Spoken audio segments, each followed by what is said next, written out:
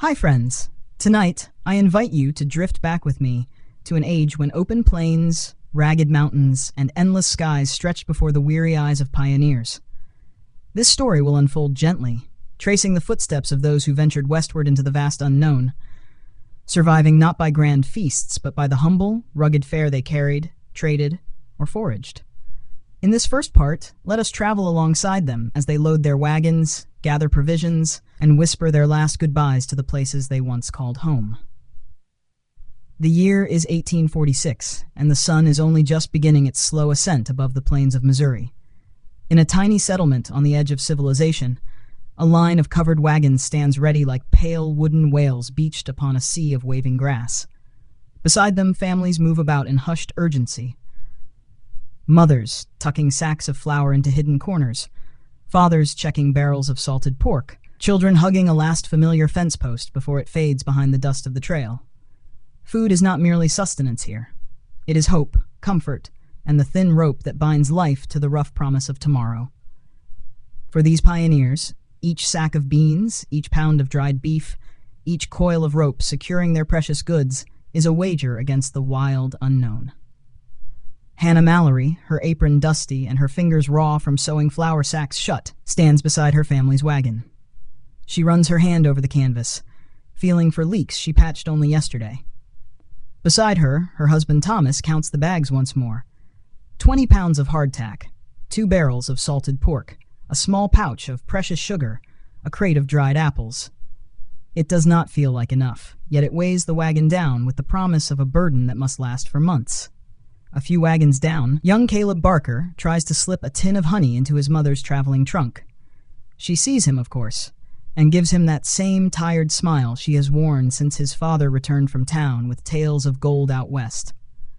The honey stays, tucked away for a moment of sweetness when the trail turns cruel. At the center of the camp, a rough circle of men gather around a table, made from 2 barrels and a plank. They pore over hand-drawn maps, their fingers tracing river crossings, mountain passes, and water sources that may or may not be where last year's travelers found them. They speak of miles and months, but beneath every word lingers the question they do not say aloud. Will there be enough food? Before they can ride into legend, these pioneers must master the delicate balance of rationing. Each mouthful must be weighed against tomorrow's hunger. They know the cruel joke the trail can play. Too much now, too little later. The salted pork must not spoil in the summer heat. The flour must not grow weevils.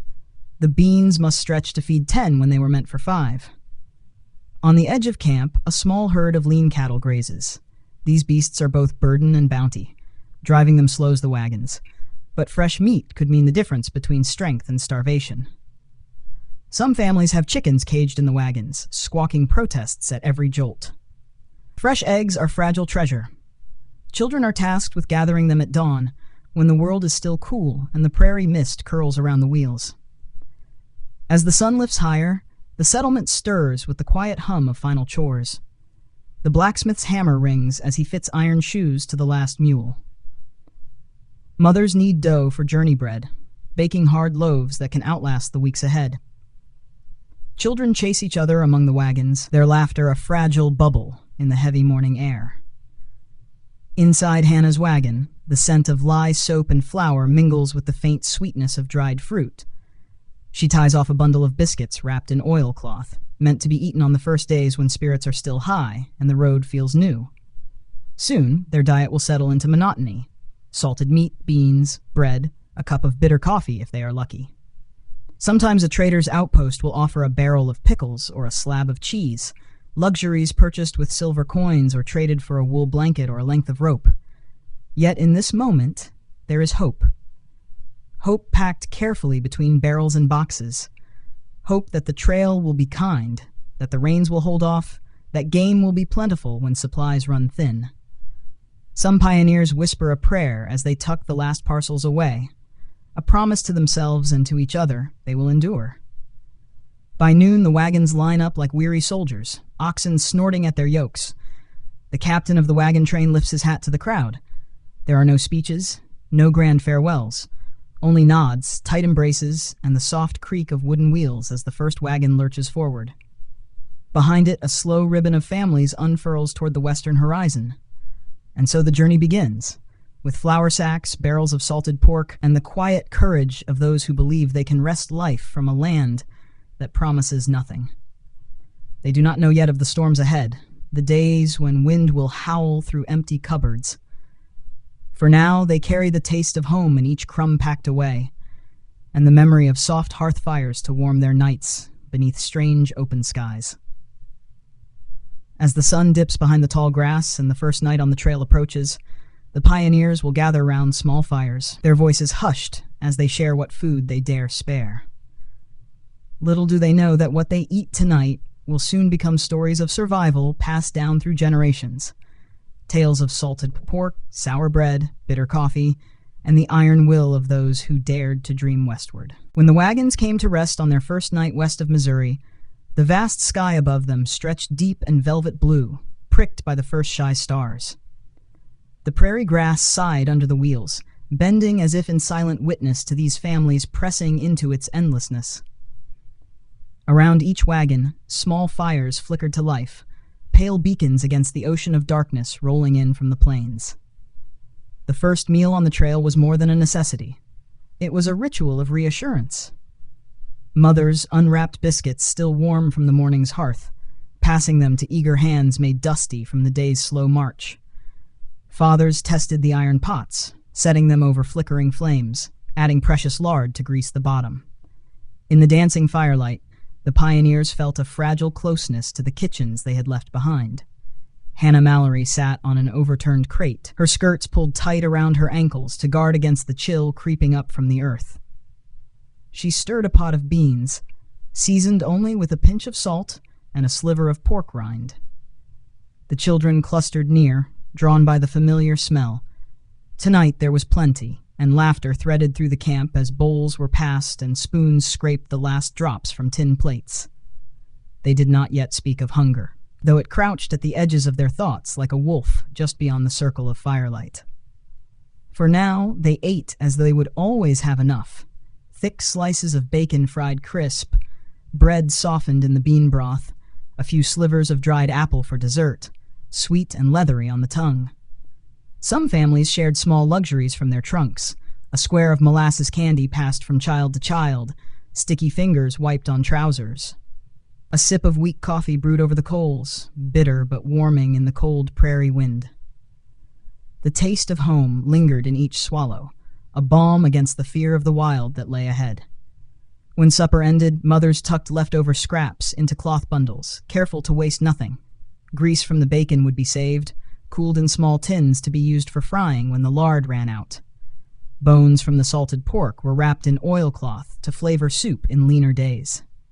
Even the crumbs brushed from the biscuit tins were gathered, fed to the chickens that clucked softly in their wooden cages strapped to the wagons. As the fires burned low, old hands played quiet tunes on battered fiddles and tin whistles. Children leaned against parents' shoulders, drifting toward sleep with bellies warm, and hearts brimming with dreams of the riches they had heard waited somewhere beyond the next horizon. Some dreamed of golden rivers, others of tall forests where wild game waited to be hunted, where meat would be fresh and plentiful. Thomas Mallory sat beside Hannah, polishing the barrel of his hunting rifle with a rag. His eyes lingered on the line of wagons, the tired oxen huddled together for warmth. He thought of the deer and buffalo they might find, the rabbits that might feed his children when the beans ran out. Each shot would need to count. Each kill would be a meal, a day won back from hunger's patient hands. A little further along the camp, a young couple, newly wed, shared the last bite of bread from their small tin. They talked in low voices of the orchard they would plant when they reached the valley of their dreams. Apples, peaches, maybe even grapes, they said. They spoke of pies and cider and sweet preserves, as though their words might conjure orchards from the barren prairie. Near the last wagon, an old trapper who had joined the train for protection smoked his pipe in silence. His meals were simpler than the family's stews and biscuits. Dried venison, strips, and cold coffee were his fare, and he was content with them. He knew the ways of the land, how to read the wind for game and the sky for storms. He watched the greenhorn families, pitying their soft hands and softer hearts. He knew hunger well and carried no illusions that their flour barrels would last forever. That night, coyotes yipped at the edges of the prairie. The oxen shifted uneasily, their tails swishing at the biting insects that never slept. Inside the wagons, families curled together under thin quilts, their dreams mingling with the sigh of the wind. Food had brought them comfort this night, but even now, some lay awake, measuring how many nights like this their supplies might last. Yet still, hope lingered like the last glow of embers. Tomorrow would bring fresh miles and new challenges. There would be rivers to cross, dry stretches where water was a treasure, and open plains where the game might be plentiful or vanish altogether. They would learn to mend torn flour sacks, to portion beans until each mouth had just enough, to trade with passing trappers for a slab of fresh meat when luck smiled. In this vast, indifferent land, food was more than a meal. It was a promise to keep moving, a tether that bound each family to the dream that one day their tables would again be heavy with roasted meats, fresh bread, and pies cooling on sunlit windowsills. As dawn approached, the campfires sank into soft piles of ash. A hush fell over the prairie as the wagons rested like sleeping beasts beneath the broad dome of stars. Tomorrow the wheels would turn again, and then the pioneers would pack away the memory of this first supper by the fire, carrying it like a secret warmth against the trials waiting on the long road ahead. When dawn lifted its pale curtain over the prairie, the pioneers rose with it, shivering in the damp breath of morning. The fires from the night before were coaxed back to life with careful hands, their coals still warm beneath blankets of ash. Smoke curled upward into the waking sky, carrying with it the simple promise of breakfast, whatever the wagons could spare on this new day of the journey. Hannah Mallory wiped sleep from her eyes as she ladled the last of yesterday's bean stew into a battered tin pot. It was thin now, more water than beans, but enough to wet the bread and soften the taste of stale crumbs. Beside her, Thomas poured precious coffee grounds into a dented kettle. There was never enough, but the warmth alone made the pale brew feel like a blessing. Children blinked sleepily around the wagons, clutching cold biscuits and blowing on their fingers to chase away the prairie chill. The morning meal was quick. A crust of bread, a swallow of water, a strip of leftover bacon if one was lucky. There would be no lingering over empty plates. The trail demanded movement before the sun rose high and turned the plains into an ocean of shimmering heat. It was on this second day that the pioneers learned their first hard lesson. That water, more than flour or salted meat, would decide whether they thrived or faltered in the wilderness. Their barrels, filled back in Missouri with Clear Creek water, sloshed heavily against the wagon sides, but each mile drained them, sip by precious sip, and the rivers marked on their maps did not always flow where they were promised. By noon, the sun stood high above, merciless and white. The wagon wheels cut ruts into the soft earth, their wooden rims cracking with every jolt. Oxen, tongues lolling, pulled the burdens behind them with patient misery. A few cattle hung back, hooves kicking up dry dust that coated everything: clothes, food crates, even the shallow drinking tins. At the first dry creek bed, the wagons slowed. Men and boys walked ahead, prodding the cracked earth with sticks, hoping for a hidden spring beneath the stones. There was nothing but dust and the memory of water that had once run free in a softer season. Hannah held her tin cup to her lips, letting a single mouthful of warm water rest on her tongue before swallowing it. She could taste the wooden barrel in it, the faint grit of the trail. Around her, murmurs rose from the women. How long until the next stream? How many days could they stretch the barrels before the taste of thirst replaced the taste of hunger? A few of the older men remembered tricks from their fathers. They dug shallow pits near the creek bed, hoping that the earth would weep moisture into the bottom. Some laid canvas tarps to catch any dew that might settle in the cool hush of dawn. Others sent young boys ahead with pails, chasing rumors of a pond hidden in a grove of cottonwoods. Meanwhile, the meals grew simpler under the sun's harsh gaze. Without water, flour could not be kneaded into bread. Without water, beans could not be softened. So they chewed dry hardtack, brittle and stubborn against their teeth. They softened it with spit and patient chewing, grateful for each bite that filled their bellies with a dull, stubborn weight. That night, when the wagon circled once more under a sky bruised by sunset, the families spoke softly over their meager supper. Salt pork, sliced thinner than before. A handful of dried berries, traded with a trapper who appeared at dusk like a ghost from the wilderness. The beans were left untouched in their sacks, for without water, they were stones in a canvas bag. Near the edge of camp, Thomas sat with Caleb Barker, the boy who had tried to hide honey in his mother's trunk. Caleb's face was red from the sun, but his eyes were wide with questions. Thomas showed him how to cut strips of salted meat thin enough to last days, how to boil it when water could be spared, how to sip small and swallow slow so that the mind felt fed before the stomach knew the truth. Elsewhere, mothers whispered caution to their children. No gulping, no waste. A spilled cup was a sin against the whole family. They taught the little ones to dip fingers into the cup instead of pouring straight to their mouths, to savor even the warm, flat taste of barrel water left too long in the sun. The old trapper watched all this from his place by the dying fire. He had lived lean years on the plains and knew what they did not. That thirst could make a man reckless, that hope for water could lead him astray into gullies and low places where rattlesnakes waited. He kept his own skin of water hidden in his pack, sipping it only when the others were busy tending cattle or bedding down for the night. When sleep finally crept into the camp, the families dreamed uneasy dreams. Some dreamed of deep rivers winding through green forests, their banks blooming with wild mint and watercress. Others dreamed of sudden storms, fat drops pounding wagon covers, barrels filled to bursting with sweet rain. Yet when they woke, there was only the hush of dawn and the low complaint of oxen ready to pull on dry throats and parched muscles once more. By the end of that day, the pioneers would learn that food might fill an empty belly, but without water, even the richest stores of flour and pork would turn to dust in their mouths. They pressed on, measuring each sip like gold, praying the trail ahead would lead to a creek that flowed, a pond that had not dried up beneath the sun's relentless rule. In this way, they moved deeper into the Old West, a land that gave little freely and took much in return. Each mile carved new lines of worry into their faces, but still they dreamed of fresh rivers and green fields waiting just beyond the next rise. When the sun crept up on the fourth day, the wagon train stirred to life under a pale sweep of dawn. Thin mists clung to the prairie grass, beating on wagon wheels and oxen hides like tears shed in secret through the night.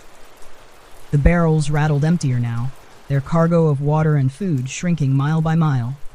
And so the pioneers, hungry for hope as much as for supper, turned their eyes to the wilderness around them.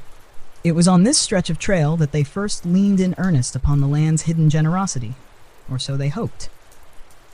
Foraging became not just a skill, but a necessity. The mothers who had once kept tidy gardens behind white picket fences now searched the wild grasses for anything green and edible. Children, sent ahead with baskets woven from willow branches, scoured the underbrush for signs of wild berries, nuts, and roots. Hannah Mallory held her youngest by the hand as she crouched in the brush near a shallow draw. She showed him how to spot lamb's quarters, their leaves soft and dusted silver.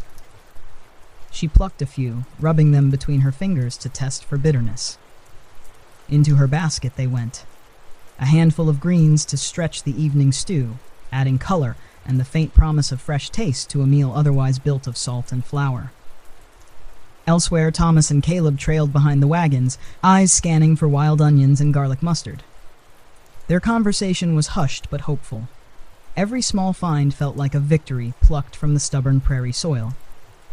When they returned to the wagons, their palms held small treasures, a fistful of green shoots, a cluster of tiny berries hidden in the shadow of a cottonwood.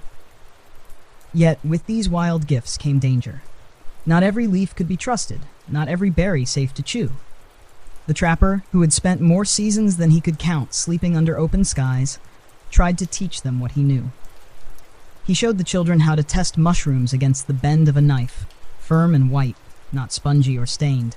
He taught them to crush leaves and smell for bitter almonds or acrid sap. Still, mistakes slipped through cautious fingers. One evening, the Barker's middle boy, a sprightly child named Ely, brought back a bundle of berries he found beneath a twisted shrub. They were small and red, bright as drops of blood against his dirty palms.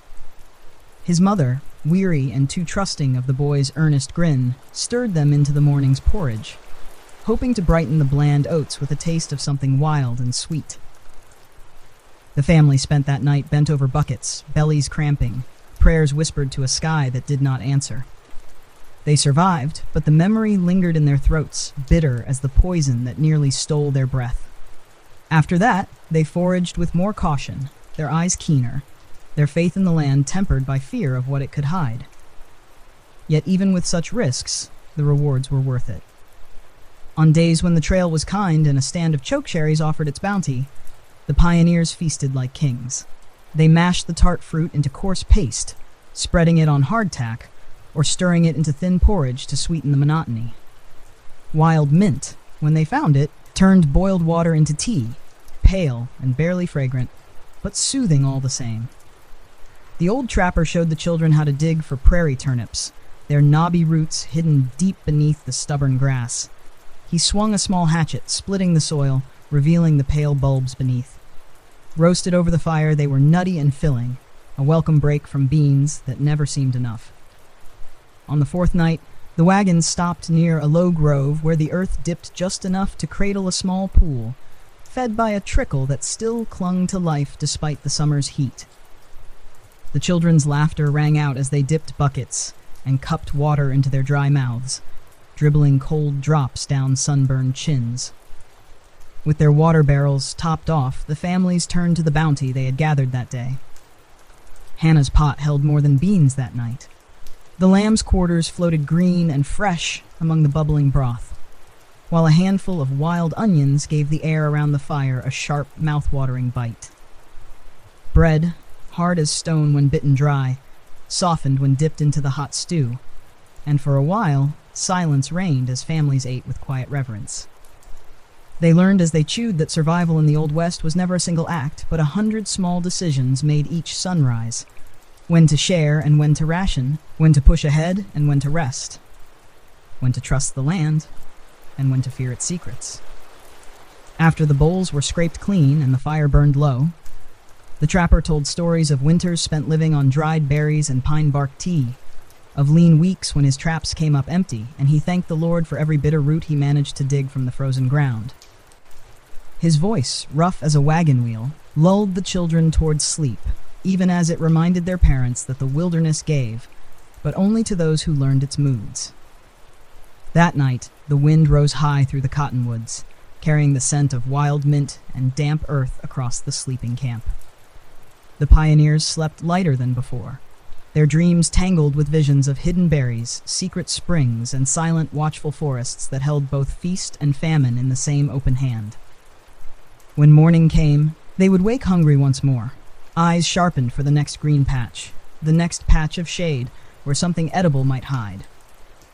They would lift their baskets and step off the beaten trail, seeking the small mercies that the wild was willing to give, one leaf, one berry, one stubborn root at a time. The trail rolled on like a ribbon of dust, winding through gentle hills that grew wilder and more untamed with each passing mile. By the 5th week, the pioneers had come to know the hard bargain of the plains. The land took what it pleased and gave back only what it deemed fair. Food supplies shrank with each sun that rose and fell.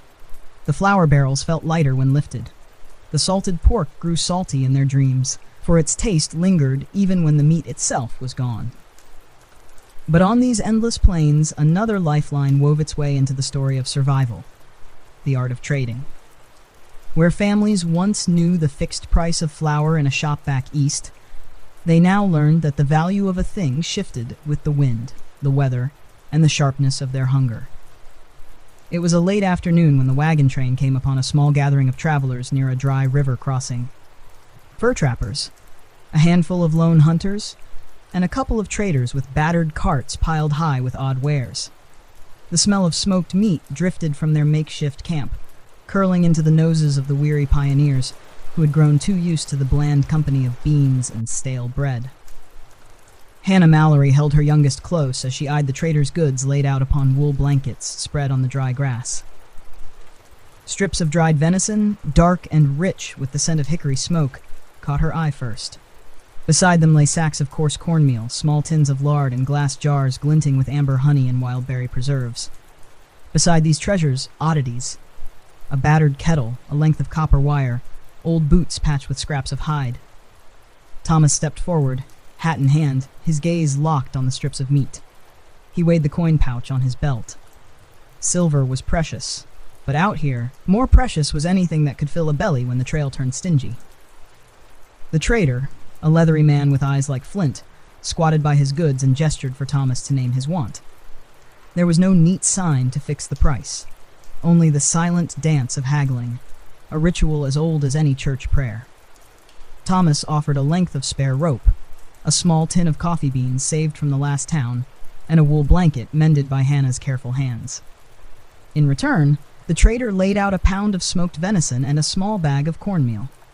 Thomas paused, hesitated, then added a handful of rifle cartridges to sweeten the bargain. The trader's grin showed gaps where teeth had once been, but he nodded. The deal was struck.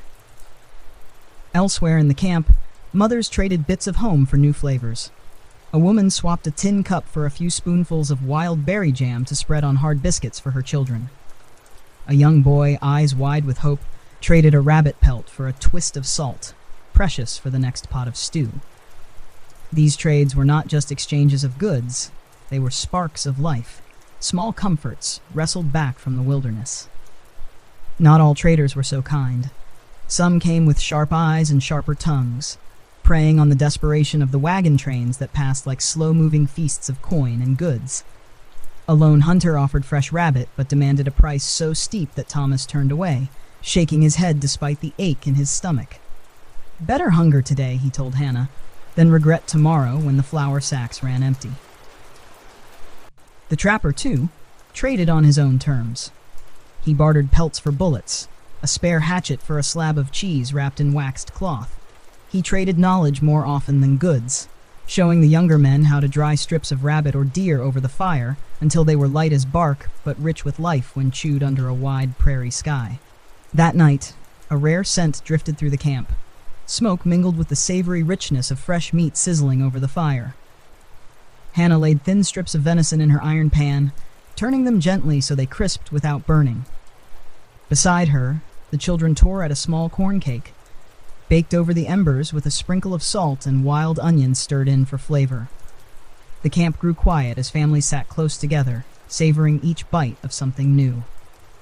For a few moments, they closed their eyes and pretended they were back home, that the horizon did not stretch forever, that tomorrow might hold roast chicken and soft bread instead of the same beans and biscuits. Thomas bit into his share slowly, chewing with the care of a man who knew what each mouthful cost. He looked across the circle at Caleb Barker's family, who shared a strip of smoked rabbit, laughter returning to their faces as if hunger had never pressed so close. When the fires burned low, the traders packed up their blankets, coins clinking into hidden pouches. They would move on by dawn, riding ahead to the next crossing, the next hungry caravan willing to trade boots for bacon, blankets for a taste of sweetness. In their wake, the pioneers learned a lesson they would not soon forget.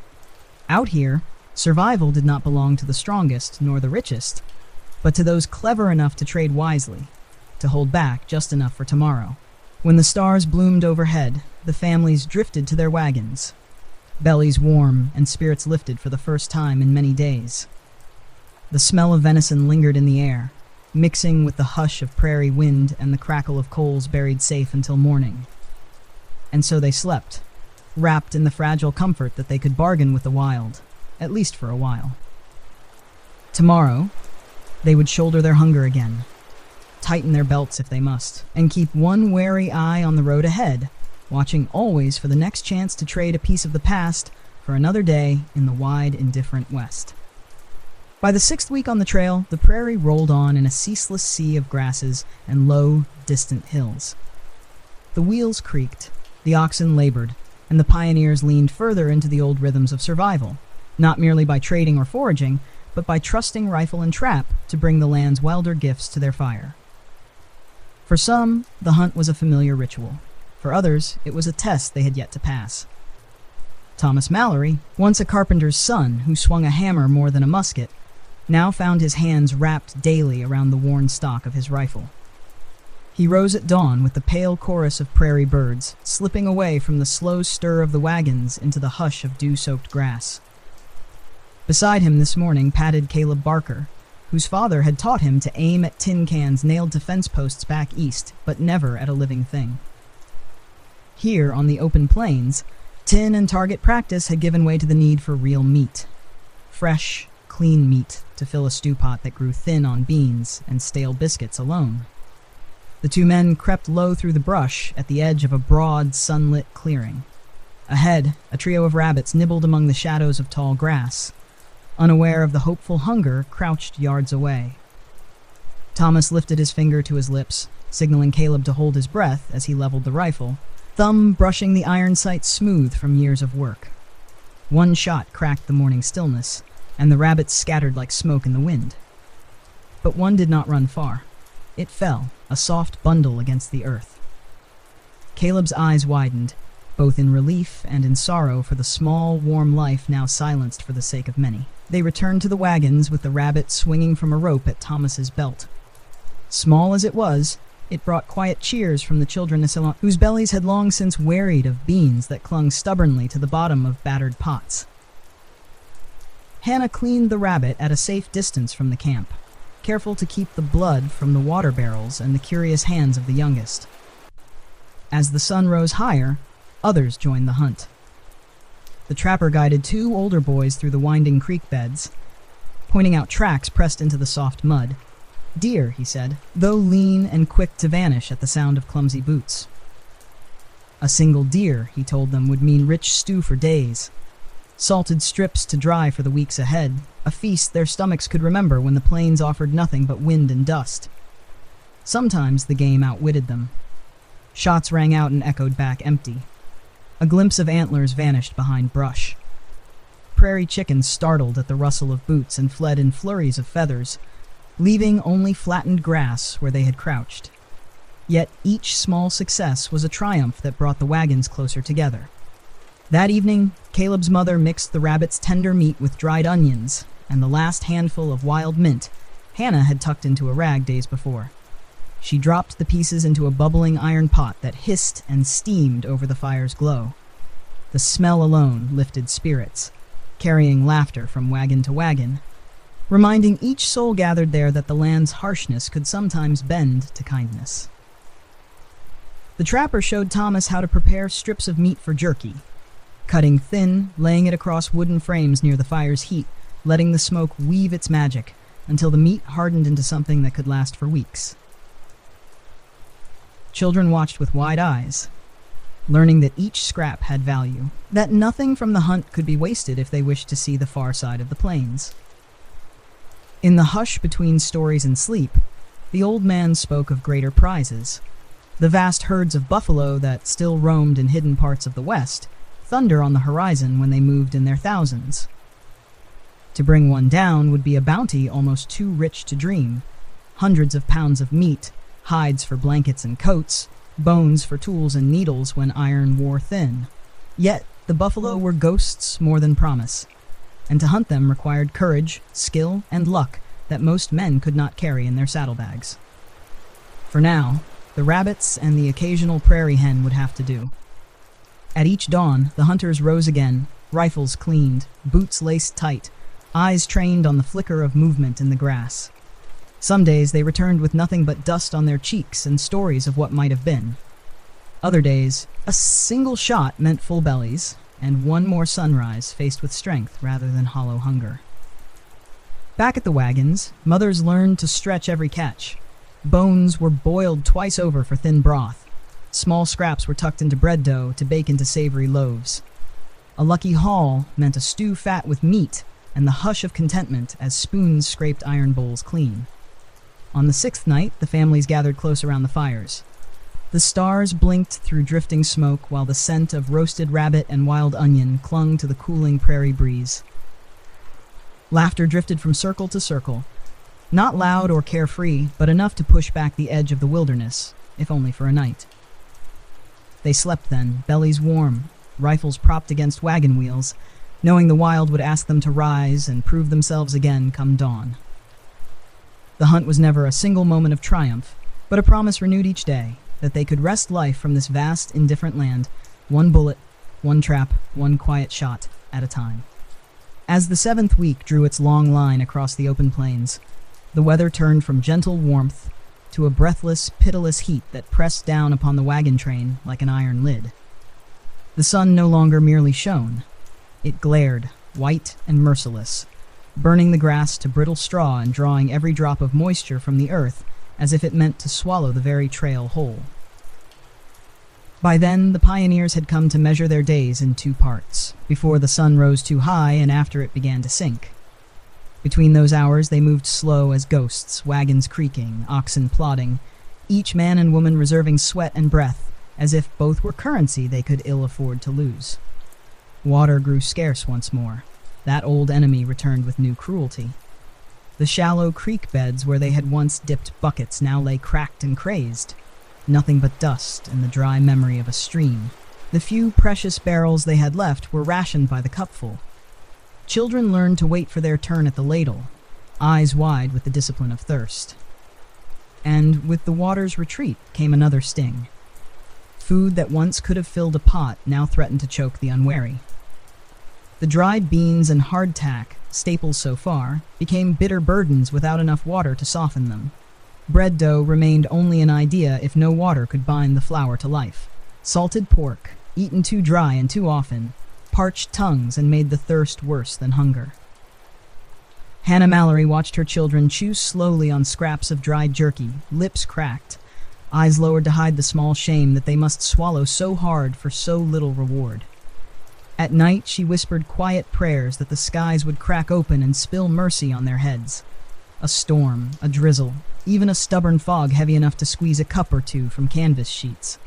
One evening, with the sun bleeding itself into the western rim of the plains, Thomas and the trapper studied the horizon where a bank of clouds teased them. A storm. Maybe. But the wind spoke otherwise. It blew hot and restless, carrying dust that clung to sweaty skin and sifted into the wagons, mingling with the last flour and beans stored under canvas. Desperation turned their eyes again to the land. The children were sent into the dry brush to scratch for prairie turnips buried deep enough to hold a drink of life.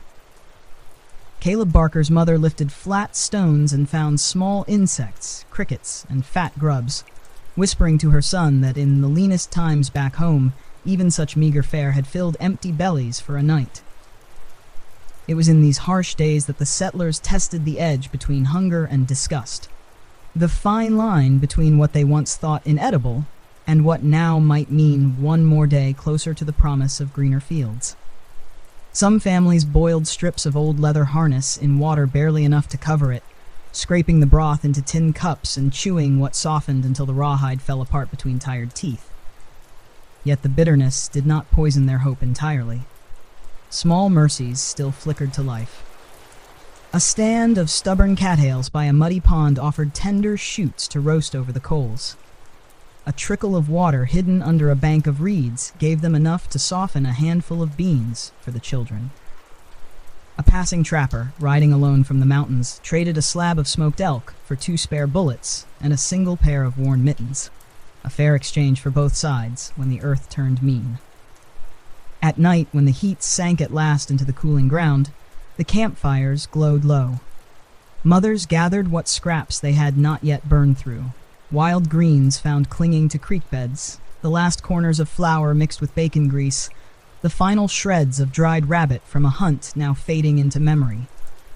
They stretched each meal with more water than food, yet the thin stews filled their iron pots and gave the children something warm to sip when the wind stirred dust through their blankets.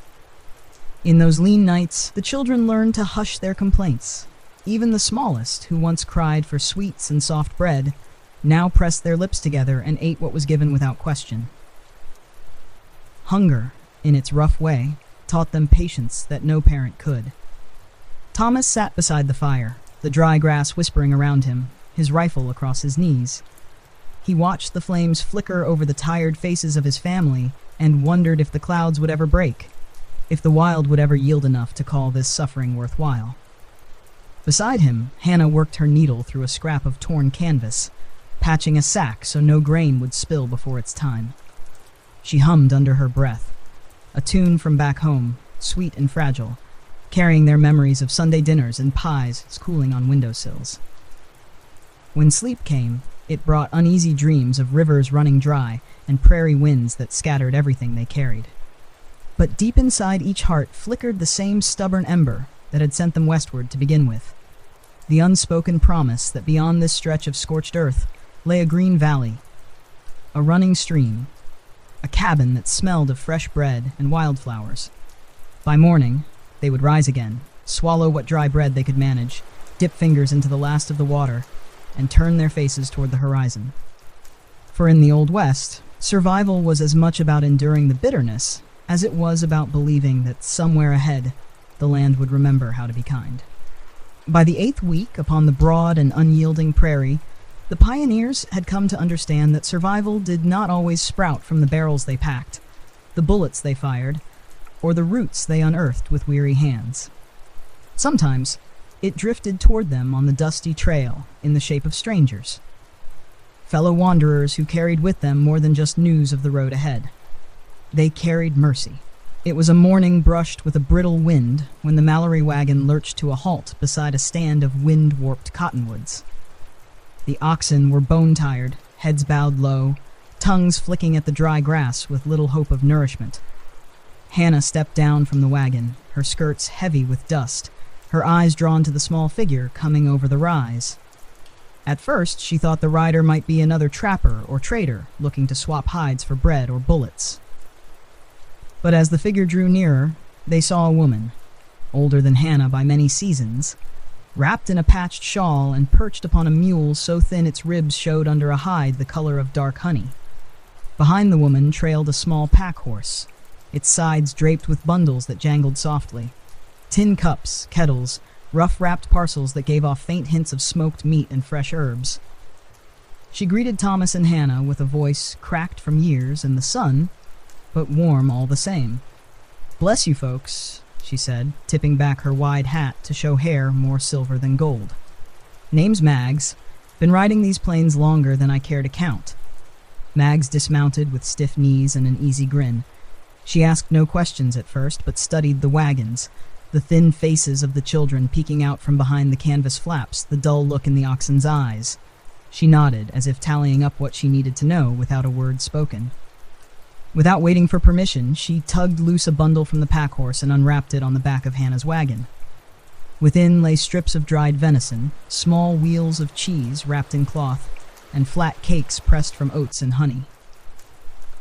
The sight made the children's mouths open like baby birds at the nest, their small fingers curling the wagon's edge. Mags turned to Thomas. "Traded with the Cheyenne last week," she explained. "Good folk, shared more than I could pack home. No sense letting it spoil when there's hungry mouths needing it more." She asked nothing in return but stories. Tales of where the train had come from, what news they carried of the road behind, what the trail ahead looked like. She listened with a stillness that came from long years of measuring words like provisions, precious, not to be wasted. While she listened, Hannah laid out a makeshift table from an overturned crate. She pressed the cheese into slices thin enough to stretch across many hands, boiled a small kettle of water over the coals to soften the oat cakes and warm the dried meat. It was a meal of many small blessings, but for a time it felt as grand as any supper set upon fine china back east. Children licked honey from their fingers. Mothers closed their eyes when the warmth of the broth passed their lips. For the first time in weeks, the sharp edge of want dulled just enough to allow quiet conversation and even a soft laugh or two to drift into the dry wind. Afterward, Mag sat with the older women beneath the thin shade of the cottonwoods. She showed them herbs she had gathered along the hidden creek beds, wild sage for flavoring stew, a pinch of sweet mint to steep in boiled water for calming restless bellies. She explained how to bind leaves together, hang them under canvas where the wind could dry them for later use. To the men, she offered her sharp eyes and older wisdom. She spoke of the next water source, a spring nestled where the prairie rose into low hills, sheltered by boulders that kept it cool and clear when the sun burned the grass to tinder. She warned them of a stretch of trail where wild buffalo sometimes passed, a gift if one was lucky enough to catch the herd without angering it into a stampede. When the sun dipped westward and the shadows grew long, Mags repacked her mule with quiet efficiency.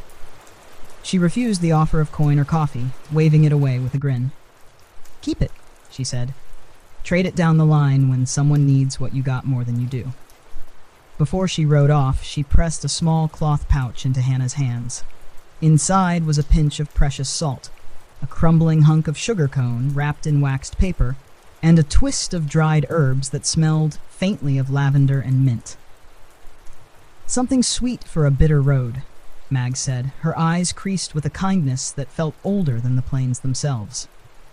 When her figure vanished into the evening haze, the families gathered close around their fires, speaking of her as if she were a tale from scripture, the kind of stranger whose passing through left behind more than food.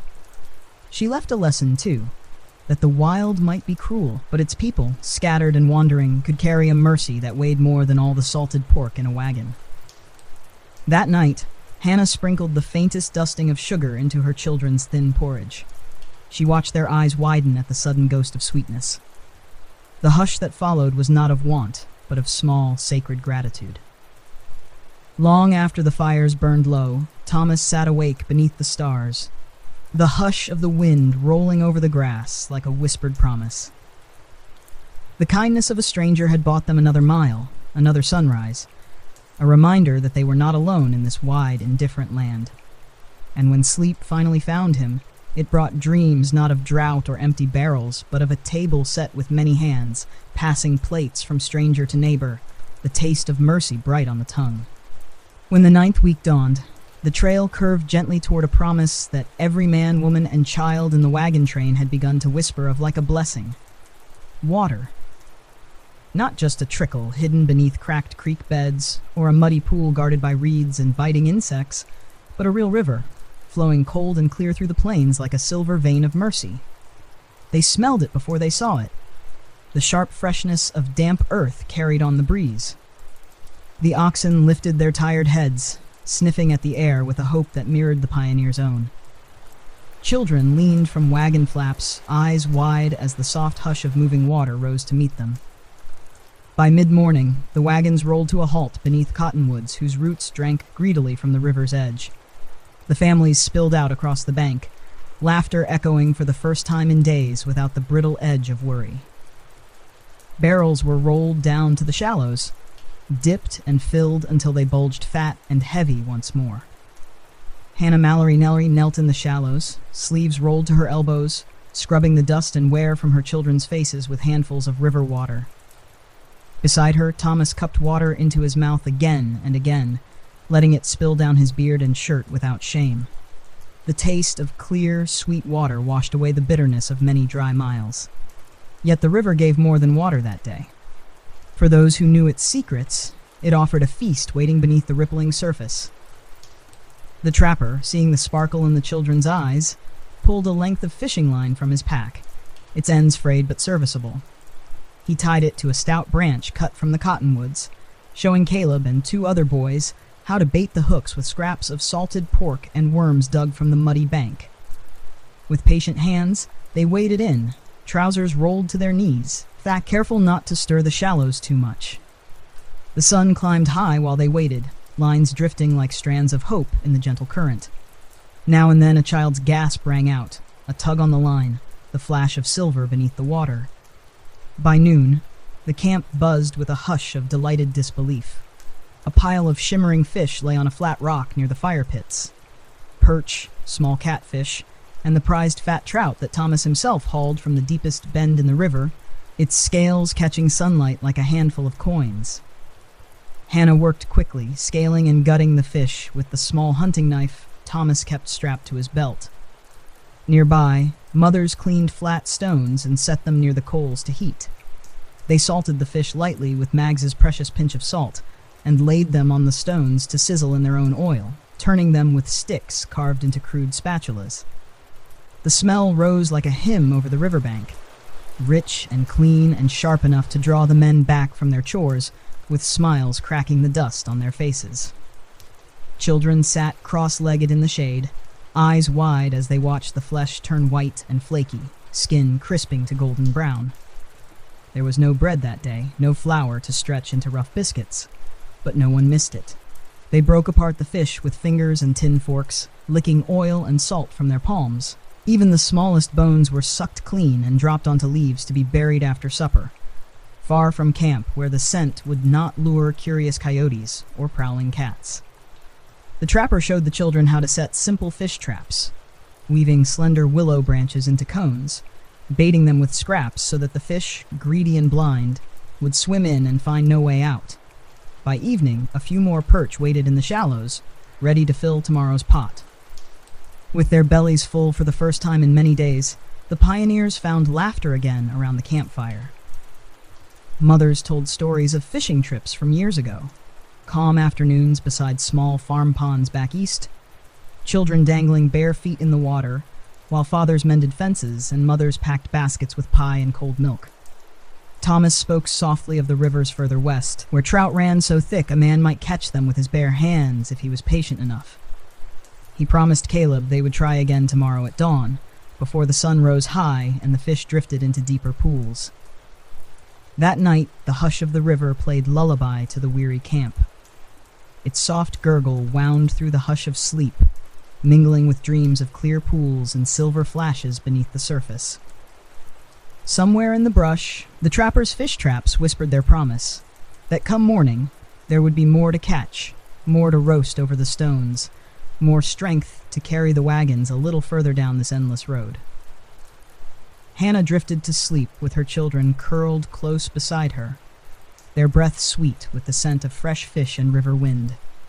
She pressed her hand to Thomas's chest and felt his steady heartbeat beneath her palm. A small promise that they would wake tomorrow, feed their children well again, and keep moving toward a land where rivers and hope ran freely, side by side. When the river gifted them fish in such kind abundance, the pioneers felt for a moment as if they had stumbled upon a hidden paradise in the wilderness. But in the hearts of mothers and fathers who had already measured hunger by the mile, there stirred a caution as steady as the current itself. This blessing would not last forever. It was Thomas Mallory who first voiced what many thought but did not yet speak aloud. As the sun rose on the second morning by the river, he watched Caleb and the other boys haul in the trappers' willow baskets, heavy with fresh perch and trout, their smiles wide with easy triumph. Beside him, Hannah worked her hands raw gutting and scaling fish until the skin beneath her nails stung with the salt they used to season each catch. "This will not hold," Thomas murmured to the trapper, who sat binding new traps with thin strips of green willow. "When we move on, the land will test us again. We must carry what we can." The old man nodded, his knife working without pause. "Then we cure it, lad. Salt, smoke, sun, the oldest kitchen a man ever knew." That day, the camp became a quiet flurry of hands and small fires. The children, still sticky-fingered with yesterday's feast, now learned the sober work of preserving. Mothers showed them how to slit the bellies clean, to rinse the flesh in river water, to pack it in layers of coarse salt rubbed deep into every fold. The salt bit into cracked skin, but no one complained. Each sting was proof they were buying themselves more days beyond this green bend in the river. Strips of trout and perch were hung on frames made from saplings, lashed together with twine and rawhide cut from old rope. The frames stood in smoky half-rings around low fires that coughed thin threads of white into the clear blue sky.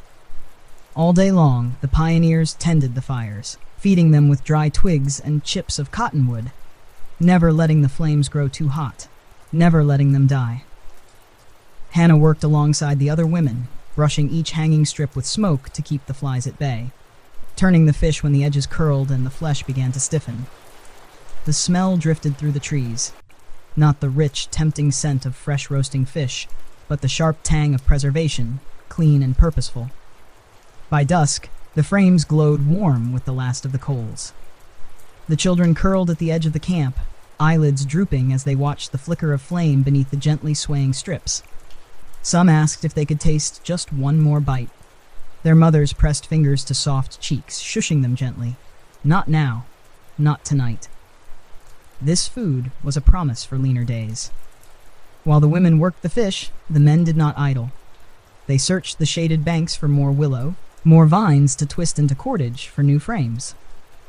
Thomas and Caleb cut reeds for wrapping the cured fish when it dried enough to be packed tight. The trapper showed Thomas how to build a crude smokehouse from branches and a canvas sheet to catch more of the fish's oil, making it last longer in the dry heat they knew would come once they left the river's mercy behind. Around the campfire that night, stories turned from dreams of plenty to plans for tomorrow. Thomas sketched a crude map in the dirt with a stick, marking where the river bent away, where dry prairie stretched like a test for the weeks ahead. He spoke softly to Hannah of rationing, of keeping the children's bellies full enough to walk, but never so full that waste should tempt them. Hannah listened with her hands busy over the small pouch Mags had given her days before. That tiny twist of salt and sugar that now mixed with the river's bounty to spin new hope from what they preserved. In the hush before sleep, the trapper spoke of the old ways, how mountain men would smoke trout and venison over a low spruce fire for days until the meat turned dark and firm as leather. Packed in oilcloth or sewn into hide pouches, it might feed a family through snow and frost, through dust and drought. The children listened with wide eyes, their minds picturing that far-off time when food might come not from a barrel, but from their own hands, and the careful watching of a thin, steady fire. Before the embers sank to ash, Thomas checked each frame, pressing his thumb to the fish to feel how much give remained in the flesh. He counted what they would carry. Strips salted, strips smoked, strips drying still on the line. He weighed them not in pounds, but in days. Days bought back from hunger, miles purchased in advance with salt and smoke. In the dark, Hannah whispered her thanks to the river for its gift of fish, for its cool promise of tomorrow, for its lesson that even abundance must be gathered in, wrapped tight against the lean hand of the trail. As sleep folded over the camp, the smell of smoke clung to their clothes, their hair, their dreams. In those dreams, they saw not only what they had gained, but what they must hold on to fiercely as the wagons rolled on once more. The fragile line between feast and famine, measured out one salted strip at a time. When the wagons turned from the river's gentle hush and creaked once more across the sun-cracked plains, the preserved fish rode safe beneath canvas covers, hidden in reed-wrapped bundles tucked alongside the last sacks of flour and beans. The memory of the river lingered like a sweet ghost. Fresh water, shimmering trout, the taste of hope, but it faded mile by mile beneath the hard sun and the endless hum of dry wind. It was not long before the food they had smoked and salted became not only a meal, but a bargaining chip.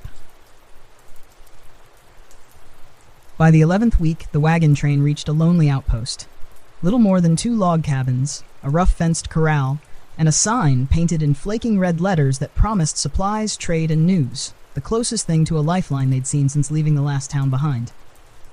The trading post sat at a crossroads where wagon ruts cut deep into prairie soil. There, freighters and trappers and other families, strangers only in name, gathered to swap what they had for what they needed most. A few chickens scratched in the dust beside the corral, watched over by a lean trader named Jeb, whose sunburned face cracked into a smile that never reached his wary eyes.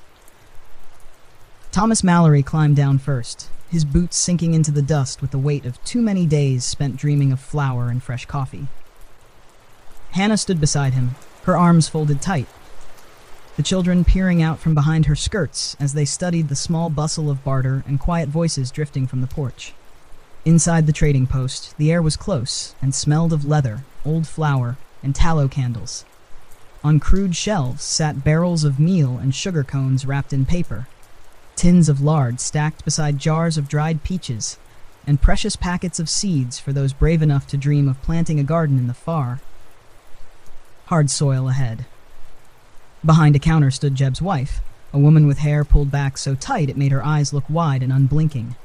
She named her prices without apology: flour by the pound, salt by the pinch, sugar only if you could pay in coin or something better than coin. Out here, silver lost its shine quickly. Meat, hides, and bullets spoke clearer. Thomas laid down a parcel of their smoked fish, unwrapping it with careful fingers. The smell drifted into the small cabin, sharp and clean. The promise of protein in a land where meat was worth its weight in iron. Jeb's wife sniffed once, then leaned closer, pressing a thumb against the dark, stiff flesh. "River fish?" she asked. Thomas nodded. "Caught fresh, smoked tight. We've more. Enough to trade." Her eyes flicked up to Hannah's.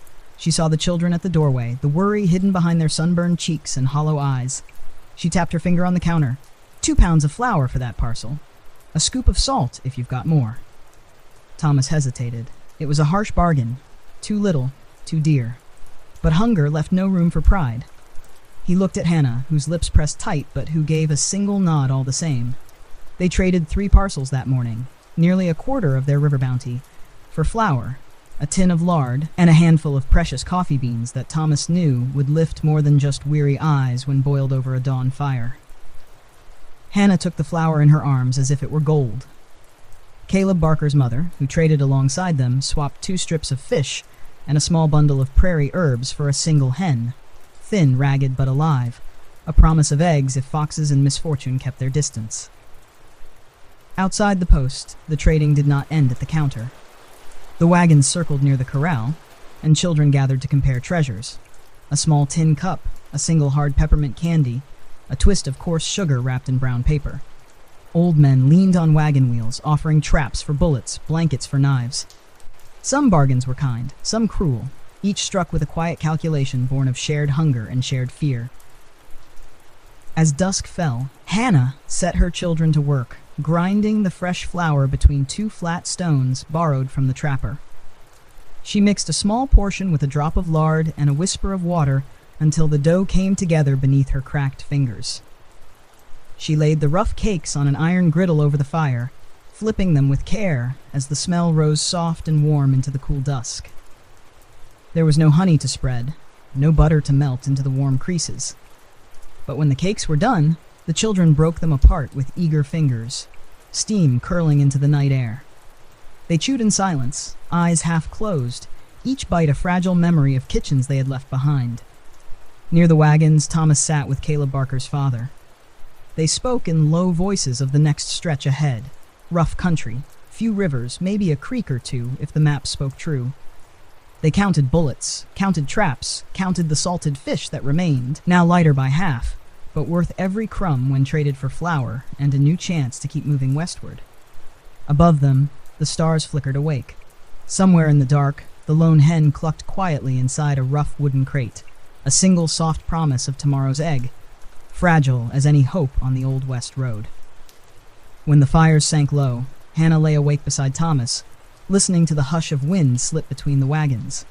In her mind, she measured out each handful of flour, each drop of lard, each strip of fish left in the reed bundles beneath their blankets.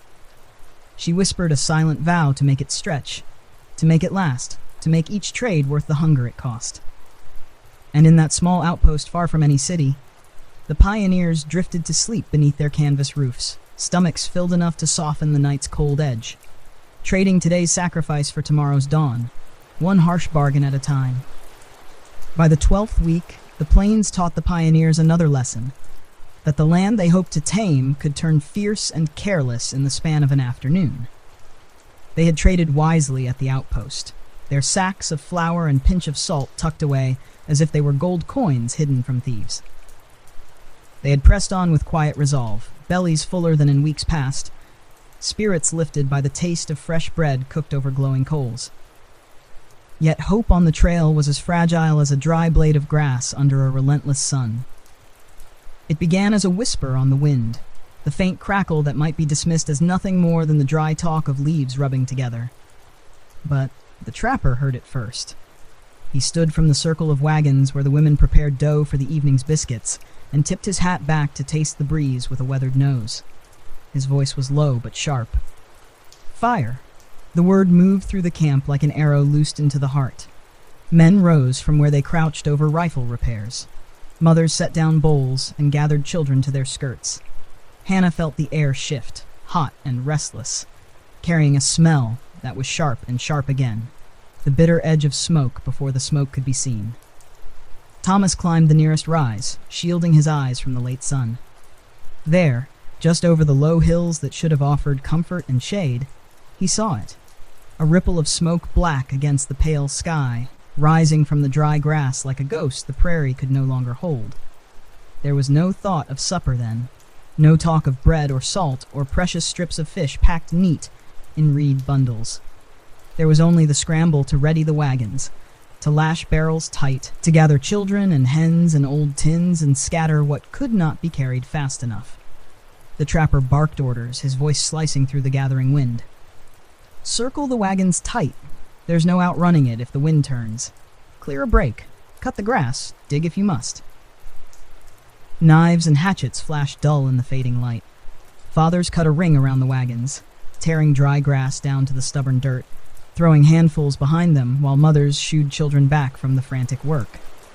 Hannah's palms bled as she pulled tufts of grass free, her breath coming harsh between teeth gritted to keep panic swallowed. They dug a shallow trench, a narrow shield of bare earth against the fire's hungry tongue. It was thin armor, but it was all they had. Above them, the wind shifted, and the smell of smoke thickened. Ash drifted on the breeze like black snow, stinging eyes, and turning the horizon into a restless, flickering haze. When the fire came close enough to see its orange edge dancing against the dusk, the pioneers huddled within their ring of wagons, heads bowed against the roar that rose like a river in flood. Flames licked the dry grass, leaping and swirling, feeding on the fuel of 1,000 sun-baked days.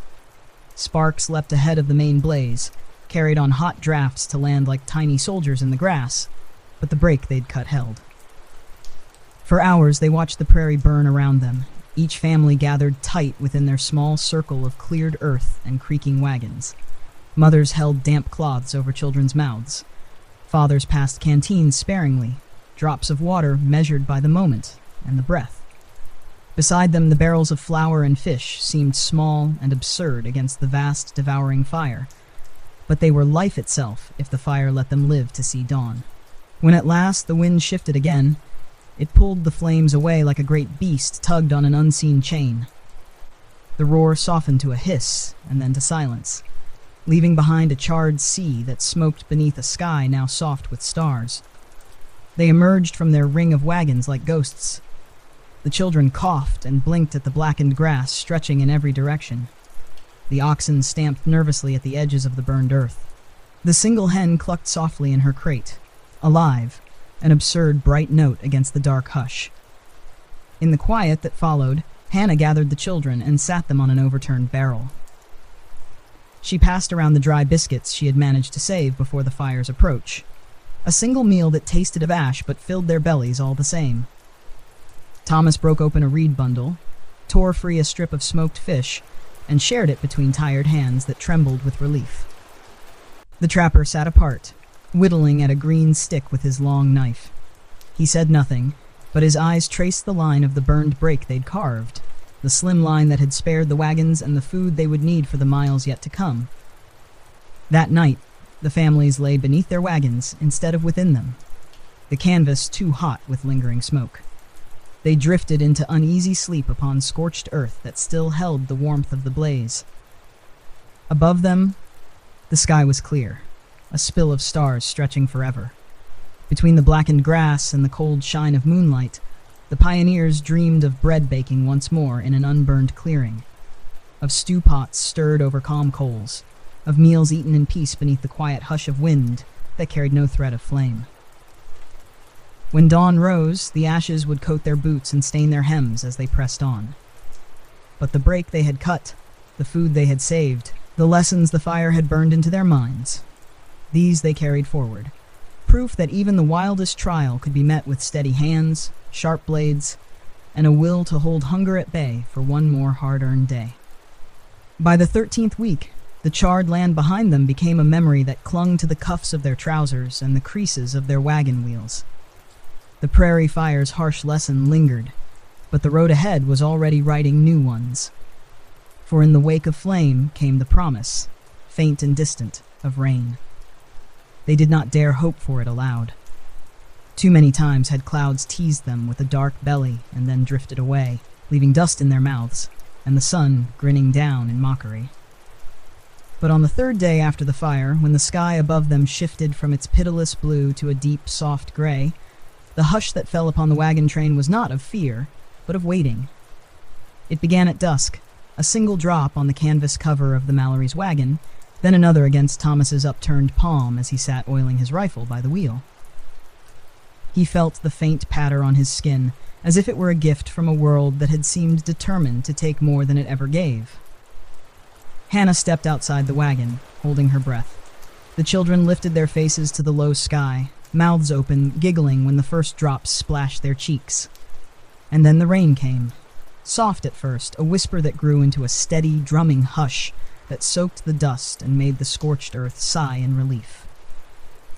There were no roofs to duck under, no walls to shut out the weather, and no one wished for them. The families stood together beneath the open sky, letting the rain darken their hair, their shoulders, their hats. Mothers laid out oilcloths to catch what they could, gathering precious drops in tin cups and buckets and hollowed gourds. Thomas and the trapper worked quickly, setting empty barrels where the wagon's sloped covers funneled the runoff like small rivers.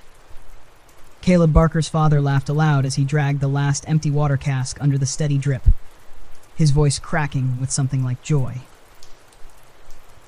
When the first rush of water was gathered, the women turned back to the fire pits. Fires coaxed back to life now that damp wood could be found along the low groves where the rain gathered in small puddles. Hannah mixed fresh dough with generous handfuls of the new water, kneading flour and salt and lard into a soft, pliant mass that felt alive under her hands after so many days of dry, stingy rationing. She wrapped the dough in cloth and let it rest while the children peeled potatoes. A small sack bought dearly at the trading post, hoarded for a moment when a meal could be more than just survival. The trapper offered up 2 handfuls of wild onions he'd found growing stubbornly beside a rain-fed ditch. The scent when Hannah dropped them into the bubbling pot mingled with the earth's new wet smell, weaving hope into the steam that rose from the campfire.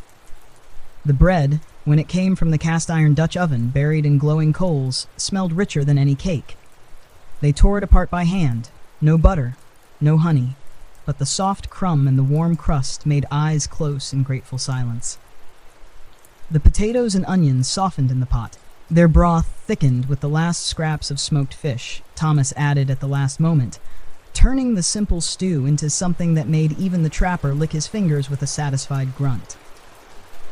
As the rain fell, the families ate beneath canvas awnings rigged between wagons. Laughter carried under the hush of falling water, voices softened by the simple mercy of full bellies and damp, cool air. Children dipped their tin cups into puddles just to feel the cold water against their lips.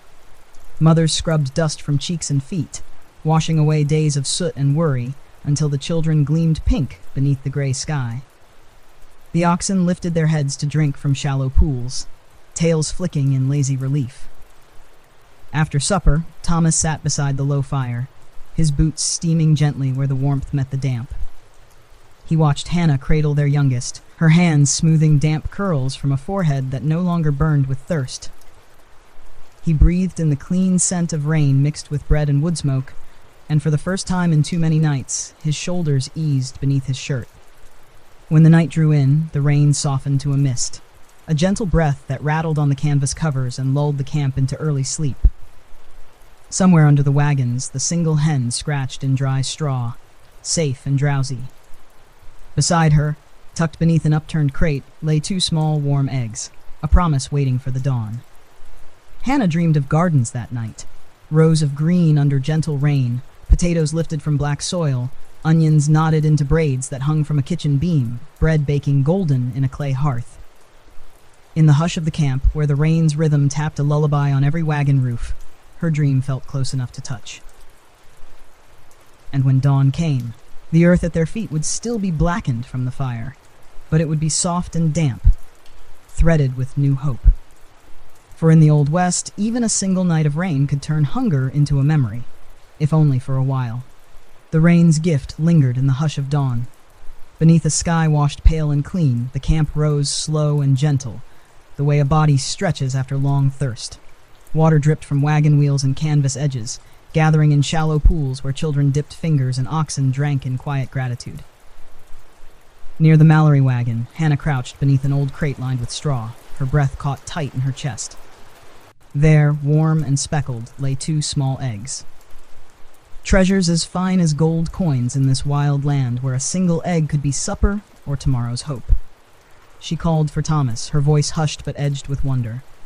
He joined her in the soft mud beneath the wagon, stooping so low he scraped his shoulder against the axle. Together they studied the hen, their ragged survivor of prairie fire and dust, now settled on her straw like a quiet promise that life could begin again in the smallest, simplest ways. 2 today. Thomas whispered, as if to speak louder might shatter the fragile shells. He touched one gently, feeling its warmth. More tomorrow, maybe. Hannah gathered the eggs into her apron like a mother gathering a newborn against her heart. The children, drawn by the hush of hope, clustered around her, wide-eyed and grinning when she lifted the corner of cloth to show them the morning's treasure. "What shall we make, Mama?" asked the youngest, his voice husky with sleep and wonder. Hannah only smiled, because the answer would come gently, carefully, as the day unfolded. They decided to wait, to hold back the gift just a few hours more while the sun climbed and the wagons dried. Breakfast was simple still, the last of the rainwater mixed with flour to bake a fresh round of flatbread on a clean iron griddle, the smoke carrying a soft smell across the blackened clearing where the fire had passed. Thomas and the trapper took their rifles to the damp prairie, hoping for rabbits flushed from new wet brush. Caleb Barker's father mended a fishing line, eyeing the low stream that meandered away from their campsite, fat with rain runoff that promised a few perch if luck was kind. Hannah set the eggs aside on a folded cloth near the fire, safe from careless boots and curious fingers. All morning they sat there, 2 small ovals of possibility, while the camp bustled around them. Oxen harnessed, barrels lashed tight, children fed and faces washed with precious scoops of clean water. When noon came, the hunters returned. No rabbits today. The trapper's voice carried no shame in the telling, only the plain fact that the land gave or withheld on its own time. But Caleb brought back 2 small perch, their scales flashing silver and gold in the sun. It was not much, but enough. Hannah cleaned the fish at the stream, working quickly with a blade worn thin, but still sharp enough to slip beneath each fin and bone. She set the skillet on the fire, dropping in the tiniest curl of lard to keep the fish from sticking. When the fillets began to sizzle, she lifted the folded cloth and brought the eggs into the morning's warmth. She cracked each one with careful taps, the way her mother had once shown her back in a tidy kitchen that smelled of Sunday pies and orchard apples. Into the skillet they went, the yolks bright and whole, settling into the corners beside the perch like sunbursts in a shallow sea. When the meal was ready, she portioned it with a reverence that turned the simplest meal into a banquet. 1 small piece of perch for each child, 1 thin edge of egg white, 1 spoonful of yolk shared carefully from the pan. No one grumbled at the smallness of it. Their eyes shone with the rare sweetness of fresh egg melting across their tongues, the soft taste of fish carrying a memory of rivers and rain. Thomas sat beside her on an overturned crate, chewing slow, his shoulders bent but easy. "Next week," he said, nodding toward the hen scratching in her crate. 3, maybe 4. "Enough for bread and egg," Hannah whispered back, her hand resting on his. "Someday, a pie." The trapper, who took his portion last, ate in silence, but left a small strip of perch untouched on the edge of his tin plate. When the children's eyes flicked toward it, he nudged it across the plank table with a rough nod. "Grow faster on your bellies than on mine," he said, his grin hidden beneath his wiry beard. That afternoon, the wagons rolled on, creaking over damp earth that held the wheel ruts, without dust for the first time in weeks. The children rode close together, humming small songs they half remembered from beds back east. Thomas walked ahead with the trapper, talking of the next stream, the next stand of trees that might hide rabbits ready to leap into snares. Behind them, Hannah rode beside the crate, one hand resting gently on the wooden slats where the hen now sat fussing over a fresh nest of straw. Beneath that fragile bird, she carried more than breakfast. She carried the fragile, stubborn promise that tomorrow could feed them again if they were patient, if they were wise, if they kept moving toward the green country that lived still in their quiet dreams. As dusk fell, the wagons pulled to a gentle halt on a low rise above the prairie, where the earth smelled sweet from yesterday's rain and the promise of fresh shoots pushed up through the blackened scars. They gathered around the fire that night, the smell of fish and eggs still clinging to the warmth of memory. In the hush before sleep, Hannah brushed her hand across her apron where the eggs had rested that morning. 2 small gifts that tasted of mercy and tomorrow's dawn.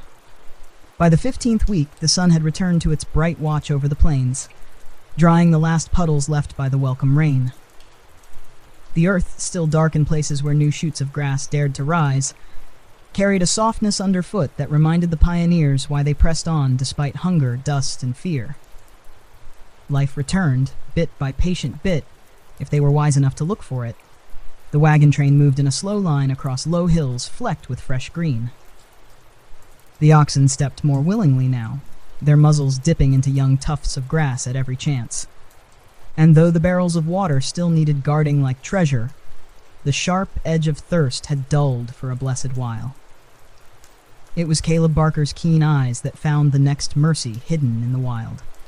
One afternoon, as the wagons paused near a sparse stand of cottonwoods, Caleb, restless and lean with the boundless hunger of a growing boy, slipped away with a stick in hand, poking at the brush for rabbits or birds' nests. A glint caught his eye, a flicker of gold where sunlight filtered through the pale green canopy above. He lifted his head and squinted. There, high on the rough trunk of a cottonwood, clung a cluster of dark shapes that hummed in the warm air. Bees. He ran back, breathless and bright-eyed, nearly colliding with Thomas where he knelt repairing a wagon wheel. "Mr. Mallory," Caleb gasped. "Bees! Up in the trees!" At once, the news spread among the families like a spark. Bees meant honey, wild sweetness hidden away in combs of wax, waiting for brave hands willing to risk a sting or two for the chance to taste something finer than salt pork and dry bread. The trapper came first to see it, shading his eyes against the sun as he measured the distance from the ground to the hive. He spat into the dirt and nodded once. "High," he muttered, "but not too high for a man who's known hunger." Thomas and Caleb fetched a battered hatchet and a length of rope, while Hannah gathered scraps of old cloth to wrap around their hands and faces. The children clustered nearby, eyes wide with mischief and delight at the thought of sweetness so close they could nearly taste it already. It was Thomas who climbed, boots braced against the rough bark, fingers finding holds where branches forked and knots jutted like handles. He moved slow, testing each foothold, his hat pulled low to guard his eyes from the drifting cloud of bees that lifted, curious but not yet angered. Below, Hannah held her breath as if it might help him balance. Caleb called up instructions in a loud whisper, though he knew Thomas needed no reminding of what lay ahead. One slip, one careless grip, and it could mean far worse than a sting. At last, Thomas reached the hive, a broad lump of wax, the color of pale amber, alive with 1,000 gentle wings. He drew his breath steady, worked the hatchet free from his belt, and with careful taps, cut loose a slab of comb that sagged heavy with honey. The bees stirred, a soft rising hum that sent a chill through the children below.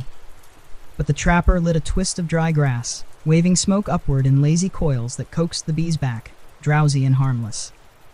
When Thomas climbed down, he held the comb high, golden and dripping. The children squealed, darting forward, until Hannah hushed them back with a wave of her apron. She took the precious comb into her hands, sticky sweetness already slipping between her fingers. They carried the treasure back to the circle of wagons where the fire had been coaxed alive again. Hannah set a pot of water to warm and found a clean scrap of cloth to strain the comb, letting the honey drip into a battered tin cup while the wax and crushed bees were set aside for candles later. When the first drops pooled, she dipped her finger in and touched it to the youngest child's lips. He blinked, surprised by the taste, and then smiled so wide that even the trapper, gruff and quiet as stone, let out a bark of laughter. They did not waste the honey on bread alone.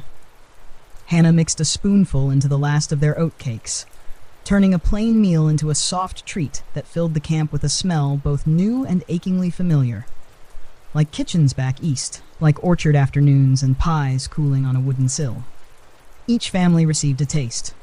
A drizzle on hot oat cakes, a smear on rough biscuits, a finger dipped straight into the tin.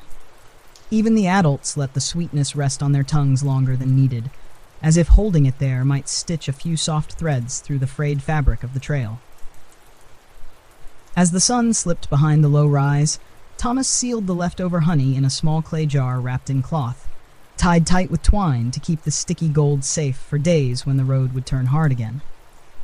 The children licked the empty cup, giggling when Hannah scolded gently, though her own smile betrayed her relief that they could taste sweetness without guilt, if only for a night.